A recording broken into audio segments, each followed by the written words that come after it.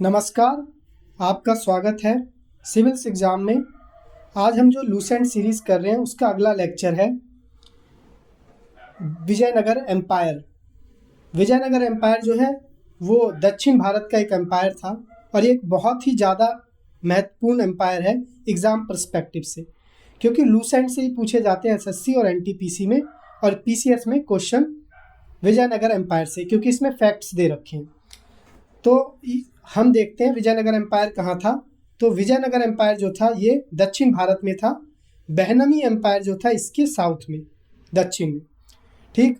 और बहनमी एम्पायर और विजयनगर एम्पायर जो था उसकी जो बाउंड्री थी वो थी तुंगभद्रा रिवर, जो आप देख सकते हैं तुंगभद्रा रिवर है। और यहाँ पे बहनमी की किंगडम थी हम्पी, कैपिटल जो बहनमी की थी वो थी हम्पी। तो हम देखते हैं लूसेंट में कि कैसे वह विजयनगर एम्पायर बना था। तो विजयनगर एम्पायर जो था उसने रूल किया था 1336 से 1565 तक। 1565 में बैटल ऑफ तालिकोट हुई थी, या जिसे बैटल ऑफ राक्सी कंगानगढ़ी कहते हैं। और ये जो थी इसके बाद विजयनगर एम्पायर धीरे धीरे ख़त्म हो गया था। विजयनगर डायनेस्टी जो थी, विजयनगर एम्पायर जो था, विजयनगर एम्पायर में 4 डायनेस्टी आई थी प्रमुखतः। 4 डायनेस्टी कौन कौन सी थी? तो पहली थी संगम डायनेस्टी। संगम डायनेस्टी ने जो रूल किया था वो 1336 से 1485 तक किया था। और संगम डायनेस्टी के जो फाउंडर थे वो थे हरियर वन और बुक्का वन। संगम डायनेस्टी के बाद आई थी सुलवा डायनेस्टी। सुलवा डायनेस्टी जो थी इसने रूल किया था 1485 से 1505, और इसके जो फाउंडर थे वो थे सुलवा नरसिम्हा। सुलवा डायनेस्टी के बाद जो डायनेस्टी आई थी वो थी तुलवा डायनेस्टी, और तुलवा डायनेस्टी संगम डायनेस्टी के बाद महत्वपूर्ण डायनेस्टी है। इसने जो रूल किया था 1505 से 1570, और इसके जो फाउंडर थे वो थे वीर नरसिम्हा। और आखिरी जो डायनेस्टी जिसने राज किया था विजयनगर एम्पायर पे वो थी अराविदु डायनेस्टी। इसने राज किया था 1570 से 1650 में, और इसके जो फाउंडर थे वो थे तिरुमारा। तो सबसे पहले हम देखते हैं कि विजयनगर एम्पायर को किसने फाउंड किया था। तो विजयनगर एम्पायर जो थे उसको 2 भाइयों ने फाउंड किया था, हरियर और बुक्का ने, जिसको हरियर वन या बुक्का वन भी कहते हैं। ये संगम नाम के एक आदमी के बेटे थे, जो कि फ्यूडेटरी था काकातिया डायनेस्टी में। काकातिया रूलर्स उस टाइम राज करते थे, उसके जो फ्यूडेटरी होते हैं या सामंत कह सकते हैं वो थे संगम, उसके ही बेटे थे हरियर बुक्का। ये हरियर और बुक्का जो थे काकातिया राजा थे कंपीली, उसके यहाँ मिनिस्टर थे। पर बाद में इन दोनों ने मिलकर अपना एक नया एम्पायर खड़ा किया जिसका नाम रखा इन्होंने विद्यानगर। तो विद्यानगर इन्होंने नाम रखा। तो पहला शासन किया हरियर वन ने। हरियर वन ने शासन किया 1336 से लेके 1356 तक, और यहीं से संगम डायनेस्टी की शुरुआत की इसने, हरियर वन ने। हरियर वन ने जो नगर का नाम रखा अपने गुरु विद्या सागर के नाम पे विद्यानगर रखा। और जैसे ये विद्यानगर शुरू हुआ तो इनकी लड़ाई शुरू हो गई किससे? बहनमी किंगडम से। जो बहनमी के साथ इनका कॉन्फ्लिक्ट था वो शुरू हो गया किस चीज़ को लेके? 3 एरिया को लेके। वो 3 एरिया कौन थे? रायचूर द्वाब, जो कि कृष्णा नदी और तुंगभद्रा नदी के किनारे थी, फिर कृष्णा गोदावरी डेल्टा पे जो एरिया था वो, और मराठवाड़ा एरिया। इन तीनों एरिया को कब्जे में करने के लिए इनकी लड़ाई शुरू हो गई बहनमी किंगडम के साथ।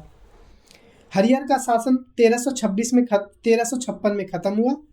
हरियर वन के जाने के बाद बुक्का वन ने गद्दी संभाली विद्यानगर की 1356 से लेकर 1379 तक। बुक्का वन जो था इसने शहर को और ताकतवर किया, और इसने जो पहला काम किया उसने विद्यानगर का नाम चेंज करके विजयनगर कर दिया, और यहीं से विजयनगर एम्पायर हम नाम लेंगे। इसने फिर क्या था, जो इसके राज्य में लड़ाई हो रही थी वैष्णव और जैन्स के बीच, जैन धर्म को जो मानने वाले और वैष्णव धर्म को जो मानने वाले, उनकी लड़ाई हो रही थी, उनको ठंडा किया, मतलब उनको शांत किया। और इसने मालाबार और सेलोन जो आज श्रीलंका है इस कंट्री से जो एम्बेसडर थे वो इसके कोर्ट में आने लगे। बुक्का के बाद जो बुक्का का राजा है, बुक्का वन का राजा, बुक्का वन जो है उसका जो बेटा था हरियर टू, वो गद्दी पे बैठा बुक्का वन के बाद। हरियर टू कौन था? बुक्का वन का वो बेटा था।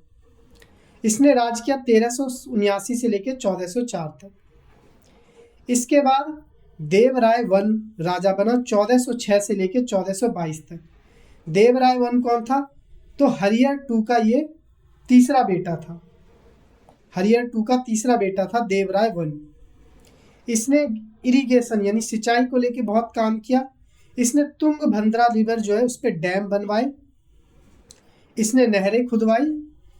और देवराय वन के टाइम ही निकोलो द कॉन्टी नाम का एक विजिटर यहाँ पे आया। निकोलो द कॉन्टी जो फॉरेनर था ये यहाँ पे आया। इसके बाद हम देखें तो देवराय टू आया था। देवराय वन के बाद देवराय टू गद्दी पे बैठा 1423 से लेके 1446 तक। और ये कौन था? ये देवराय वन का पोता था, देवराय टू। और इसी के टाइम बहनमी किंगडम का जो राजा था अहमद शाह वन, उसने विजयनगर पे हमला किया और उन पे वार इंडेमनिटी मतलब लागू कर दिया। वार इंडेमनिटी मतलब कि तुमने युद्ध किया उसके बदले हमें पैसा दो।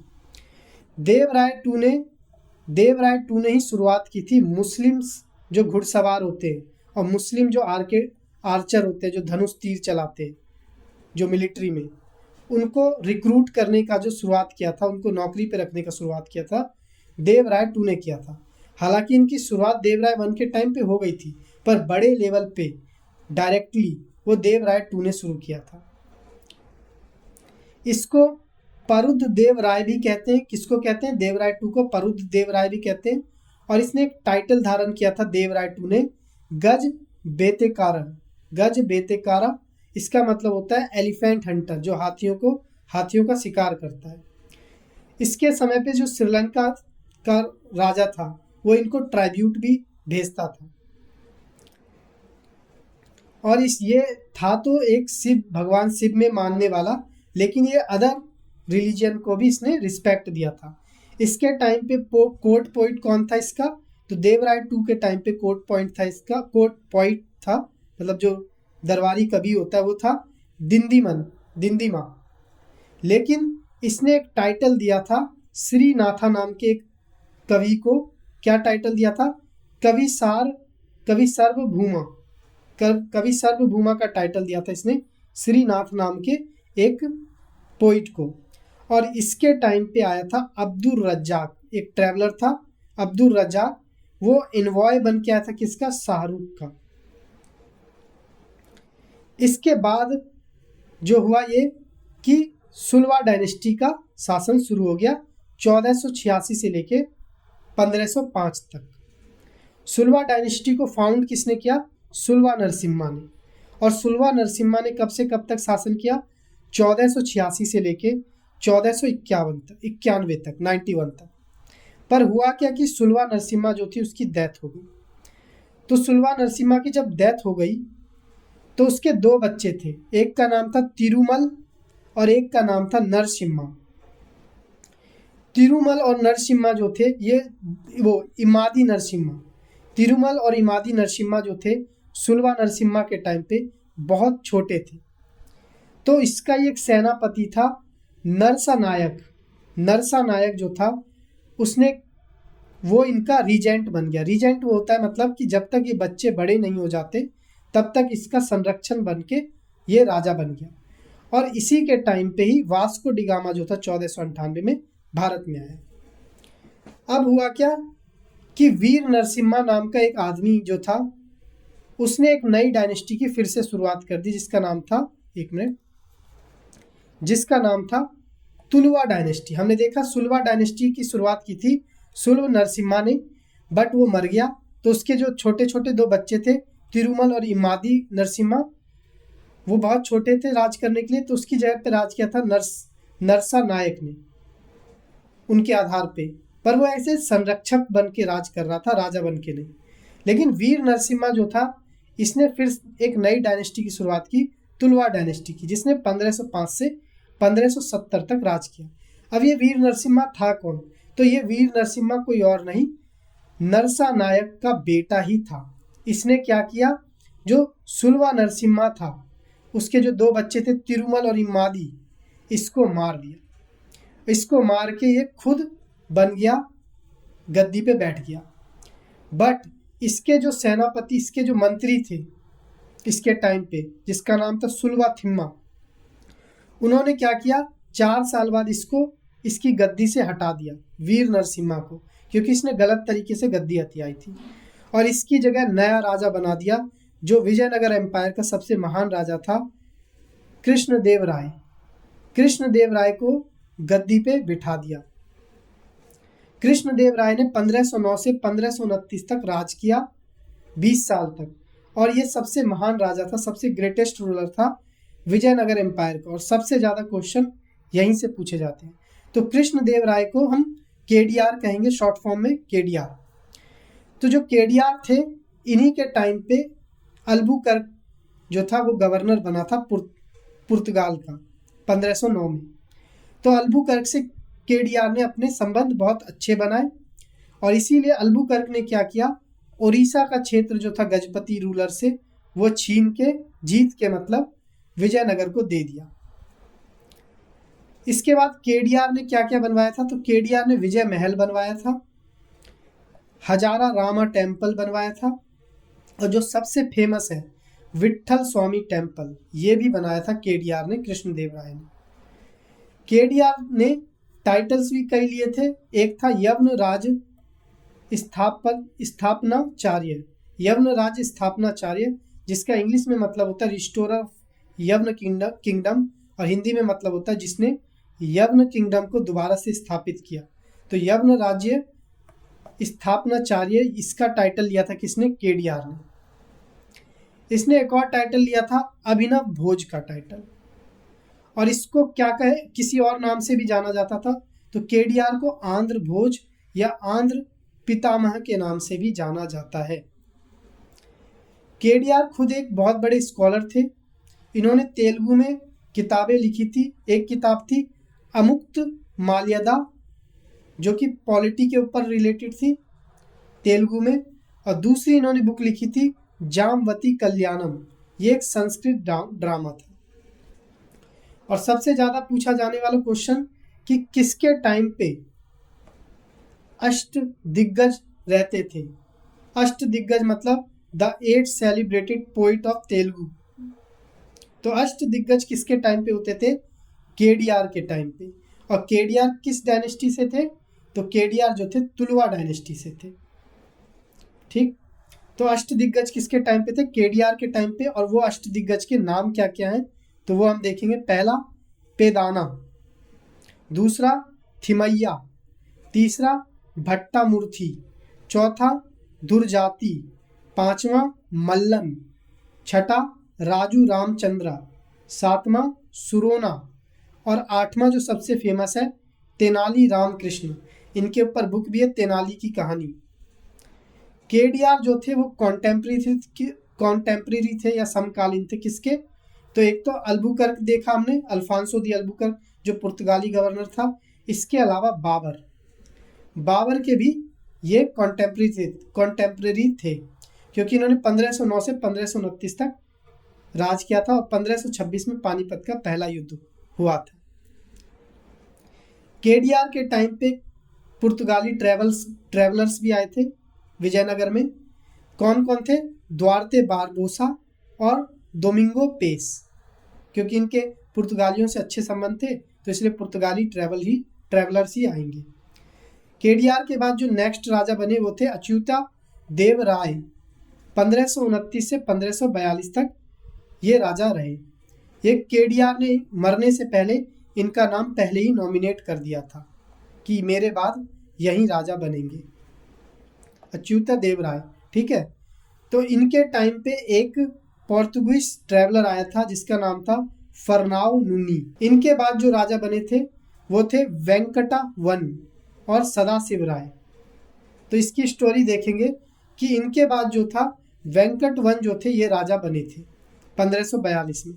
लेकिन एक्चुअल जो पावर थी ना वो राम राय के पास थी, राम राया या रामराज, और उसके भाइयों के पास। तो हुआ ये कि जो बहनमी किंगडम था उसके साथ ये लोग डिप्लोमेसी, जो राम राय थे ये बहुत ही डिप्लोमेटिक राजा था, मतलब राजा नहीं था, इसने बस गद्दी हथिया ली थी, राजा कोई और था। तो इसने क्या, इसने डिप्लोमेटिकली उस एम्पायर को 5 भाग में डिवाइड तो कर दिया, लेकिन फिर बहनमी किंगडम और विजयनगर एम्पायर में हुआ एक युद्ध। इस युद्ध को कहते हैं, और यही सबसे फेमस युद्ध है, जिसका नाम है बैटल ऑफ तालीकोटा। इसे बैटल ऑफ तालीकोटा भी कहते हैं या फिर बैटल ऑफ राक्षसा तांगड़ी भी कहते हैं। ये दोनों नाम इसी युद्ध के हैं, बैटल ऑफ राक्षसा तांगड़ी या बैटल ऑफ तालीकोटा, क्योंकि ये तालीकोटा नाम की जगह पे हुआ था। कब हुआ था ये युद्ध? 23 जनवरी 1565, और ये पूछा जाएगा 23 जनवरी 1565 को ये युद्ध हुआ था। और इस युद्ध में विजयनगर को बुरी तरीके से हरा दिया था इस 5 बहनमी किंगडम ने। और ये बात हमें किससे पता लगती है? तो उस टाइम एक इटालियन ट्रैवलर थे सीजर फेदरिक, इन्होंने ये बात बताई थी। और उसी टाइम जो राम राजा या राम राय जो था, जो बहुत अपने आप को बहुत बड़ा डिप्लोमेट समझता था, उसको ऑन द स्पॉट जेल में भेज के ऑन द स्पॉट उसको एग्जीक्यूट कर दिया, मतलब मार दिया। किसने? हुसैन निज़ाम शाह ने। और इसी के साथ विजयनगर जो था ये बिल्कुल ख़त्म हो गया। बट जो ये राम राय था, इसका भाई था एक, जिसका नाम था तिरुमाला राय।